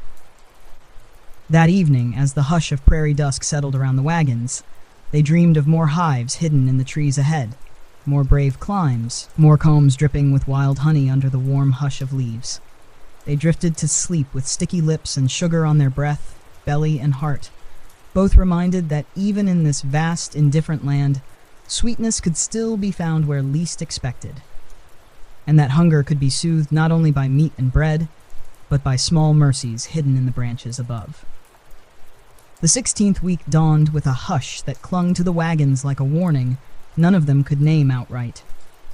The air was warm but still, heavy with a closeness that made mothers frown at the sky and fathers check the water barrels twice, as if something might be spoiled inside. The honey had sweetened their spirits for a while. Children licked fingers long after the comb had been scraped clean, and the taste of sweetness lingered in quiet talk by the campfire. But sweetness, like all things on the trail, was fleeting. It began with the youngest Barker child. A restless whimper in the night that brought his mother from her blanket bed, feeling his brow and finding it hot enough to chase sleep from every wagon near theirs. By dawn, the boy's cheeks were flushed red, his breath too fast, his tiny mouth cracked at the corners. Hannah Mallory heard the coughs before she stepped from her wagon. She found Caleb's mother crouched by the fire, mixing a small cup of river water with the last pinch of honey, hoping the gentle sweetness would ease the boy's throat. But honey could not chase a fever. Not this time. Within a day, 2 more children fell ill. Coughs rattled the hush of the night, punctuated by the low, fretful prayers of mothers whose hands felt helpless, pressed to damp foreheads. Thomas and the trapper stood a little apart that evening, their rifles resting in the dirt at their feet. Both men knew well enough that on the plains, sickness could steal more lives than wolves or bullets ever would. They made the children a thin broth from salted fish and wild onion, boiled soft in a small iron pot. Hannah dipped a rag into the warm liquid and pressed it to fevered lips, coaxing the smallest ones to sip when they could not swallow more. She brewed weak tea from wild sage, her mind echoing scraps of her mother's old cures, though she could barely remember if sage was meant to cool or warm a raging fever. Food that week became medicine more than meal. They did not speak of wasting it. What was a handful of precious flour compared to a child's shivering bones? Hannah tore the last corner from her cloth sugar cone, dissolving it in warm water, hoping each sip might ease the cough rattling in the youngest's chest. The healthy children, restless and half scared, learned to chew slowly on stale biscuits to stretch what was left. The mothers passed dried fish among themselves, tearing it into small bites to feed weary mouths that had no appetite, but needed the strength to stand watch over the sick. At night, the trapper boiled bones saved from rabbits and fish long since eaten, coaxing the last thin dribble of nourishment from the marrow. He poured the broth into battered tin cups, passing them into wagons where mothers whispered thanks they could barely speak aloud for fear of waking more coughs. By the 3rd night, the hush of the campfire felt fragile as glass. Men sat in tight circles, boots restless in the ash and dirt, trading quiet suggestions about moving on or staying put. Thomas argued gently that they must wait. To push sick children across the prairie would be to sign their names to grief before it arrived. The trapper agreed, though his eyes drifted often to the low hills beyond their small camp. He knew the cost of waiting as well as the cost of pressing on. Both were steep. Both paid in sweat, sleep, and the small store of food that had to last beyond this circle of wagons. Hannah, kneeling by the Barker boy, pressed a cool cloth to his forehead and whispered stories she half made up to keep his mind tethered to the moment. Tales of apple orchards back home, of pies cooling in wide windows, bread dough rising under clean linen. The boy's eyes fluttered open at the mention of pie, his dry lips twitching into a ghost of a smile. In the deep hush before dawn, a mercy finally stirred. The youngest's fever broke first. A damp sweat across his brow that brought relief so deep it made his mother weep into her apron. By midday, 2 more children showed clear eyes and a steady breath. Not all was well yet, but the hush that clung to the wagons lifted just enough to let the wind carry small, grateful prayers into the soft sky. When the sick could swallow more than broth, Hannah mixed a pinch of flour with fresh water and lard, frying it into thin cakes beside the fire. She broke them into pieces the children could hold in small hands, each bite turning their pale cheeks pink again by slow degrees. That night, as dusk bent the prairie grasses into shadows, Thomas sat beside Hannah by the fire. He pressed a cup of weak sage tea into her tired hands and did not speak of miles yet to travel or flour yet to stretch. He spoke only of tomorrow's dawn, and how the first coughless breath would taste sweeter than any wild honey they might ever find. Under the hush of stars, the wagons held their precious, ragged store of food a little closer. Not just as a hedge against hunger, but as the line between sickness and strength, between loss and the stubborn will to wake and carry on. By the 17th week on the long road west, the wagon train knew every inch of hardship the land could press upon the human spirit. The children's coughs had faded into memory, but the cost lingered in their thin shoulders and hollow eyes. The barrels of flour were lighter now than any mother cared to admit, and the salt pork had dwindled to a few stubborn slabs hidden like treasure beneath oilcloth and spare canvas. They could not yet afford to turn back, and so they did what all who walked this trail must do. They learned to see food where once they saw only scrub and stone. It was the trapper who showed them how to read the land's quiet signs. He rose before the sun and coaxed Thomas and Caleb Barker into the low hush of dawn, their boots muffled by the dew-laden grass. There, along the shallow bends of a dry creek, he pointed out signs the untrained eye would miss. A circle of tracks pressed into soft earth, droppings fresh enough to promise life, still moved among the sage and bramble. "Porcupine," the trapper said, tapping a paw print with the butt of his knife. "Or rabbit. Both feed a belly the same when the barrels run thin." They set small snares that morning, woven from scraps of twine unraveled from fraying rope. They baited them with old biscuit crumbs and the last shriveled rind of salt pork too tough for stew. The boys learned the quiet patience of the hunt, the soft shuffle through brush, the way breath must be held like a prayer when shadows moved just out of sight. While the men and boys turned to the creatures that scurried through the underbrush, the women and children scoured the ground closer to camp. Hannah led them into low, rocky rises where wild cress and purslane clung to cracks in the sun-baked stone.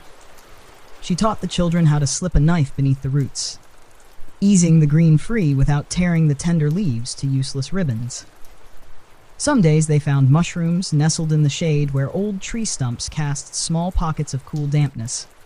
The trapper reminded them sharply to test each one, crushing a piece to sniff for rot, or the telltale sour bite that marked poison from nourishment.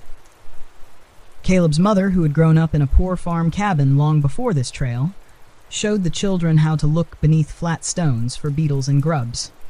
It turned their stomachs at first, but hunger spoke more plainly than pride.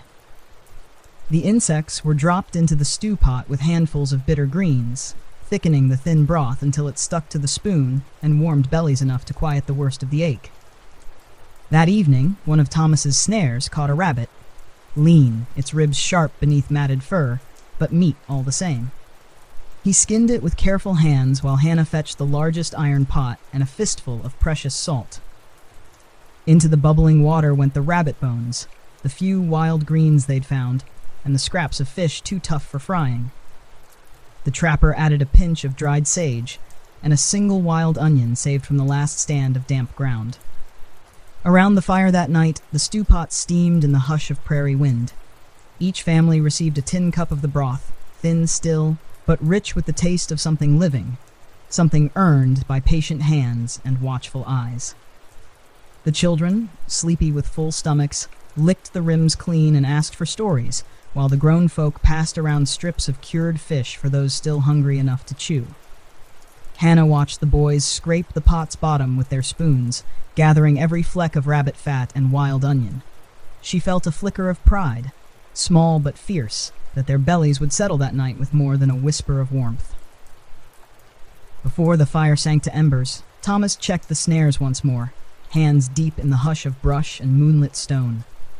He found nothing but empty loops, but he reset each one with calm hands and a quiet promise to himself that tomorrow would yield another small mercy. Beside the wagons, the single hen settled on her straw, a soft cluck breaking the hush when Hannah peeked beneath her feathers to find one new egg, warm against the night's chill. She wrapped it in her apron like a secret and tucked it into a basket lined with dry grass. Tomorrow's meal, tomorrow's hope. The wind rolled over the plains, carrying the faint scent of smoke and damp earth. The families curled beneath their blankets that night, full enough to dream without their stomachs calling them awake too soon. They did not dream of feasts or soft bread spread with butter, only of the snare snapping shut in the hush of dawn, of a fresh green sprout clinging to stubborn stone, of the thin line that carried them forward through the wild. One small harvest at a time. By the 18th week, the prairie lay wide and restless beneath a sky that shifted between merciful cloud and blazing sun. The wagons rolled onward, their canvas covers patched and stained with the ghosts of all they had weathered. Rain, dust, fire, fever. Yet under every wheel's creak and ox's groan pulsed the same quiet truth. The food they carried would not last forever. It was the trapper, riding a little ahead on his lean mule, who first glimpsed the sign. A low rise crowned with stone and bent grass, and there, a dark patch on the earth, trampled flat and ringed with heavy, heart-shaped prints. Buffalo. He slipped from his saddle and knelt in the pressed grass, pressing a wide palm over the track. Still warm. He straightened slowly, a small grin creasing the corners of his wind-burned eyes. Buffalo meant meat enough to feed a whole train if the hunt went well. If. He rode back to the wagons without hurry. There was no sense stirring hope too quickly. But when he called Thomas aside, when the two men stood beneath the shade of a lone cottonwood, their voices carried a hush that turned heads all the same. "Big herd," the trapper said, voice low as a prayer. "Pass through not half a day ahead. They'll water somewhere near. We can circle wide. Get close if the wind holds." Thomas felt his chest tighten with the weight of that word. If. He knew a buffalo hunt was no small gamble. One wrong gust of wind, one sharp noise, and the herd could vanish over the horizon in a thunder of hooves, leaving nothing but dust and the hollow taste of what might have been. But he also knew what a kill would mean. Salt pork forgotten. Flour saved for bread instead of stretching thin stews. Bellies full enough to carry them clear to the next river and beyond. That evening, they spoke the plan aloud by the fire while the mothers pressed thin biscuits from the last of the day's dough. Caleb listened, eyes wide as the trapper laid out each step. They would ride light and quiet before dawn, 3 men and 1 borrowed horse, enough to haul back what they could carry. The rest, if luck shone bright, would be butchered where it fell, meat smoked over fast-built fires and packed in canvas while the wagons moved to meet them. Hannah said little, but Thomas saw her hand drift to her apron, to the small shape of the morning's egg hidden in the basket near her knee. He knew she counted that egg as carefully as she counted her prayers, hope portioned out, one small promise at a time.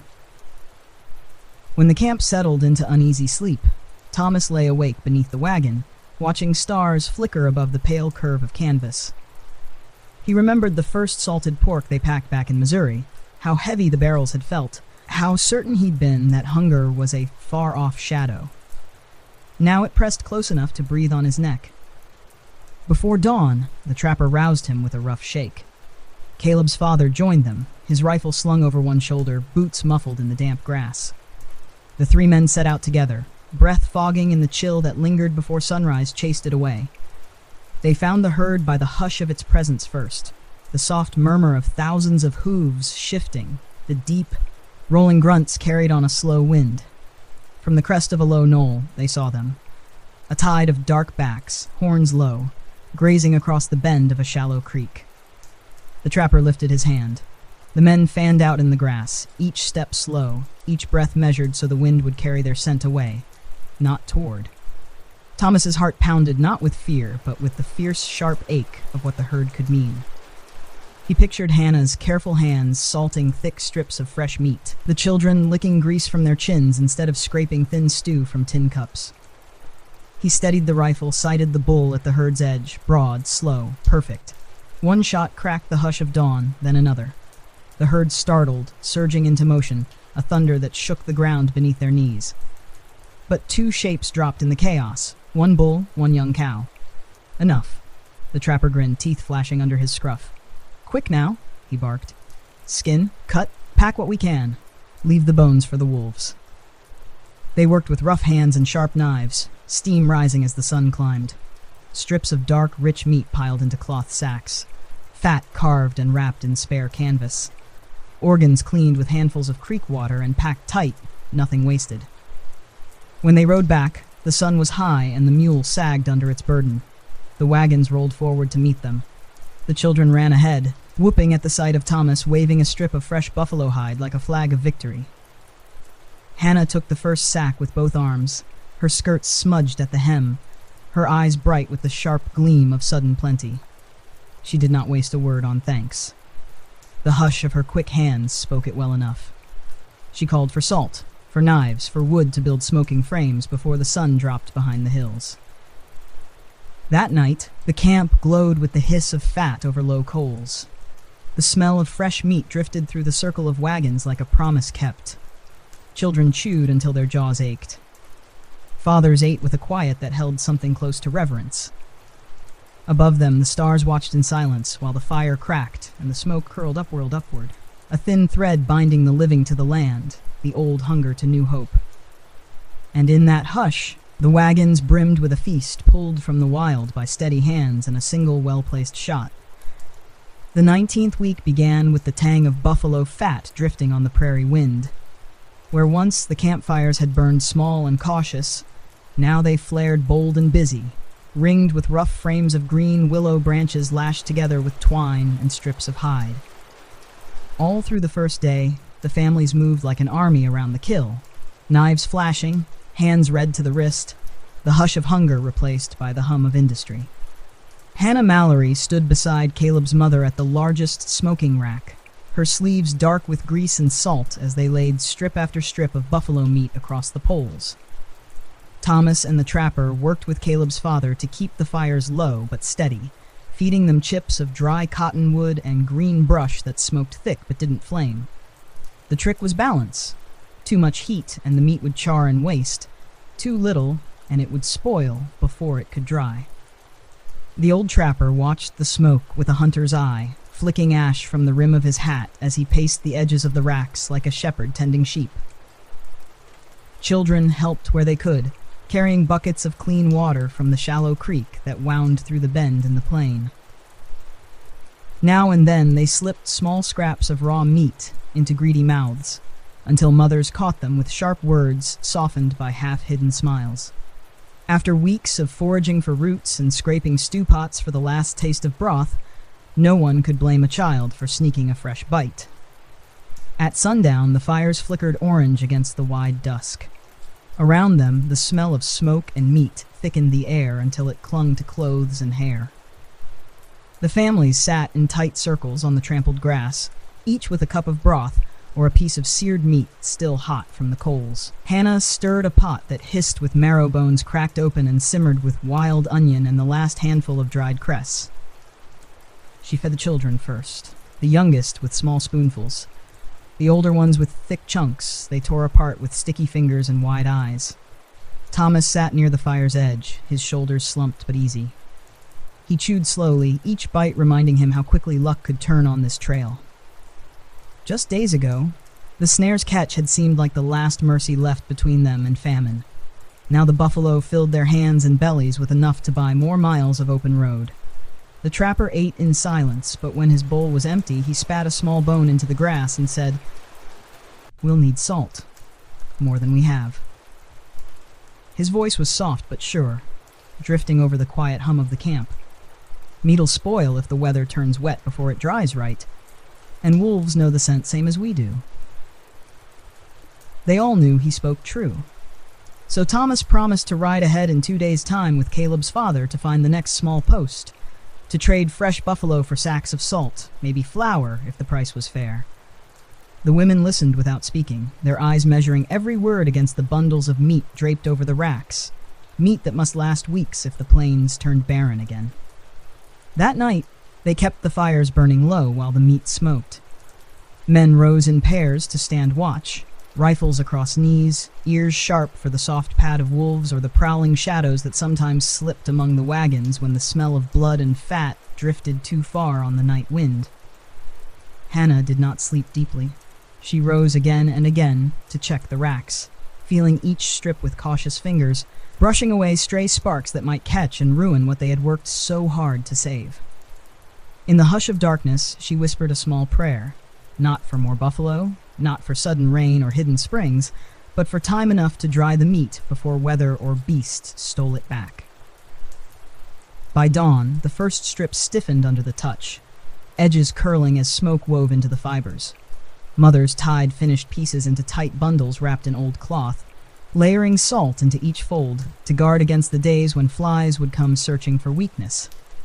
A few bits too tough for drying went straight into the iron pot. By breakfast, the camp filled with the smell of meat and wild onion bubbling over the low coals. They tore chunks of fresh bread from the last of the flour and dipped it in the broth, chewing in silence made peaceful by the simple sound of full mouths and the crackle of steady fires. Thomas watched Hannah hand a small piece of the cooked meat to the trapper, who nodded once and tucked it into his pack, a sign they would share what they had, but guard it just as fiercely when the trail called them forward again. When the sun climbed high, the smoke rose thicker than ever, drifting across the plain like a signal fire. The wagons for now sat safe in their circle, the hush of hunger replaced by the low hum of knives against bone, salt rubbed deep, and the promise of enough to keep moving west until the world turned green again. By the 20th week, the smell of buffalo smoke still lingered in every blanket and shawl the wagon train carried, but it was no longer the only promise they clung to. The prairie, long scorched and stubborn, began to soften under the hush of early autumn, grass bending green again where the last rains soaked deep into the roots, low creeks swelling just enough to mirror the clouds drifting lazy and white overhead. The wagons rolled onward with new weight in their barrels. Salted buffalo, packed tight in layers of coarse cloth and ash. Every strip of meat that swung from a frame behind a wagon wheel was a mile bought in advance, a meal waiting when the trail turned harsh again. And still, the land itself now began to offer more than dry roots and brittle scrub. It was Caleb who first cried out when they rounded a low hill and found the hollow beneath blooming with wild plums. Small and sharp, their skins blushed with late summer sun. The children shrieked with laughter as they slipped down the bank, fingers stained red and sticky by the handful. Mothers hurried after them, half laughing, half scolding, knowing well enough that bellies too full of tart fruit would twist in the night, but they did not truly mind. Sweetness, even sharp and wild, was worth the risk. Thomas Mallory stood at the edge of the grove beside Hannah, his hand resting on her shoulder as they watched the children gather plums into aprons and old baskets woven from prairie grass. He could see the old worry easing in her face. The deep lines that had come from counting each crumb and each day now softened under the hush of new abundance. That night, they boiled the plums over low coals, stirring them down into a thin preserve. It was not the thick, spiced jam Hannah's mother once set on shelves in tidy rows back home, but it was bright and sharp on the tongue, a taste of orchard days they'd left behind for these wild plains. The trapper showed the older boys how to strip bark from willow branches to make strong baskets for the plums yet to be picked. He spoke of other hidden sweetness, too. Wild grapes that might tangle along a fence of stones if they were lucky. The promise of hazelnuts where low brush met the damp edge of a stream. And then there were the first signs of game returning to the softer grass. Not buffalo this time. They had learned better than to hope for that thunder twice. But deer. Tracks pressed clear in the soft soil by the creek, cloven hooves leading to water where fresh shoots grew thick and green. At dawn, Thomas rose with Caleb's father and the trapper. They went out quiet beneath a sky pale with the last stars, rifles resting easy in hands that now knew this land's rhythm well. When they returned near dusk, they came with a single young buck lashed over a pony's back, lean but strong, its hide a promise of warm coats as much as meat. That evening, the smell of fresh venison drifted through the wagons, mingling with the last of the plums stewing over the coals. Mothers dipped strips of the meat into the sharp preserve, turning each bite into something sweeter than the children had ever tasted on this trail. They ate slow, savoring each chew as if it might linger in their bellies long after the coals turned cold. Around the fire, laughter rose like smoke. Not the sharp bark of relief that sometimes broke through when the worst had passed, but a low, steady hum that said they could see the end of this part of the trail. That somewhere ahead lay valleys where grass grew deep enough for cattle, where streams ran clear, where children might taste sweetness without it costing a pound of salt pork and a week's worth of fear. When the children slept, bellies full and mouths sticky with plum syrup, Hannah sat beside Thomas at the edge of the circle. She held the single egg she'd found that morning beneath the hen's careful breast, still warm when she gathered it, tucked into the same basket where the plums now rested like bright jewels. She did not speak her thoughts aloud, but Thomas knew them anyway. Each small harvest, each green sprout and hidden fruit and soft feathered promise wove a bridge back to the life they'd left behind. Not the same, never the same, but alive with the hush of possibility. He placed his hand over hers, feeling the fragile curve of the egg beneath her fingers. Somewhere far ahead, beyond this prairie now turning green again, he pictured a garden fence built with his own hands, plum trees heavy with fruit, chickens scratching soft earth beside a kitchen door that would never swing shut against the smell of bread and stew. Above them, the stars blinked awake in a sky soft with the hush of distant winds and the promise of another gentle rain. The fires burned low, the wagons creaked and settled as families drifted to sleep. The wild plum preserve cooled to a sticky jewel in the bottom of battered iron pots, and so they rested on the soft edge of a new season, a season that might yet feed them well enough to carry their dreams westward, where hunger might finally loosen its grip, and the hush of the prairie might cradle them not as strangers, but as those stubborn enough to carve a feast from its wild, indifferent heart.